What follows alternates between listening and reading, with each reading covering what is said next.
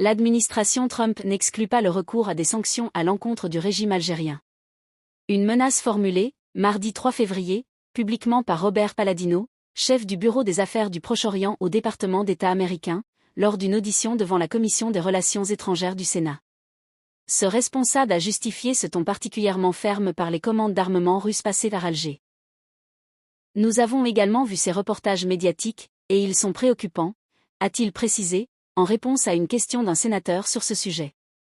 Le département d'État est déterminé à appliquer la loi sur la lutte contre les adversaires de l'Amérique par le biais de sanctions, CAATSA, et les transactions du type que vous avez décrites pourraient conduire à l'activation de cette décision, a-t-il ajouté.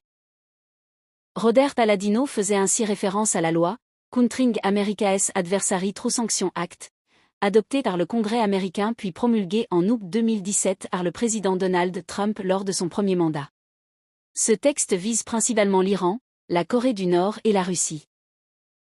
L'hypothèse d'une inclusion de l'Algérie dans le champ d'application de cette loi avait déjà été défendue en septembre 2022 par Marco Rubio, alors sénateur républicain et actuel chef de la diplomatie américaine.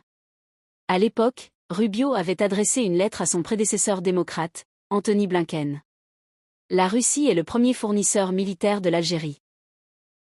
L'Algérie fait également partie des 4 premiers acheteurs d'armes russes dans le monde entier, culminant avec un accord d'armement de 7 milliards de dollars en 2021, y écrivait-il. Une manne financière considérable, qui ne fera que renforcer la machine de guerre russe en Ukraine, avait-il souligné.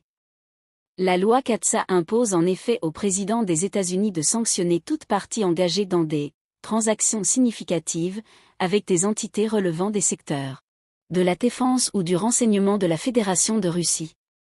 Le président a délégué ce pouvoir au secrétaire d'État, en consultation avec le secrétaire au Trésor, rappelait alors Marco Rubio dans sa correspondance.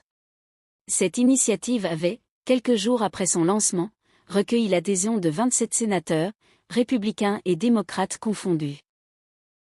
Toutefois, les commandes algériennes d'armes russes, notamment l'acquisition annoncée du chasseur furtif Sukhoi Su-57 Félon, ne suffisent pas à elles seules à expliquer la fermeté du ton adopté par Washington. D'autres facteurs entrent en ligne de compte, parmi lesquels les livraisons algériennes de pétrole à Cuba. Le président Trump entend en effet asphyxier économiquement le régime communiste cubain en le privant de ses approvisionnements pétroliers étrangers, une stratégie renforcée depuis le changement de leadership au Venezuela. Cette semaine encore, Trump a sommé le Mexique de mettre un terme à ses exportations de pétrole vers la Havane. Le régime algérien se retrouve ainsi directement concerné par ces injonctions présidentielles. Un message explicite que le conseiller spécial de Trump pour les affaires africaines et arabes, Massad Boulos, a transmis il y a quelques jours à Alger, lors d'un entretien avec le président Abdelmadjid Tebboune.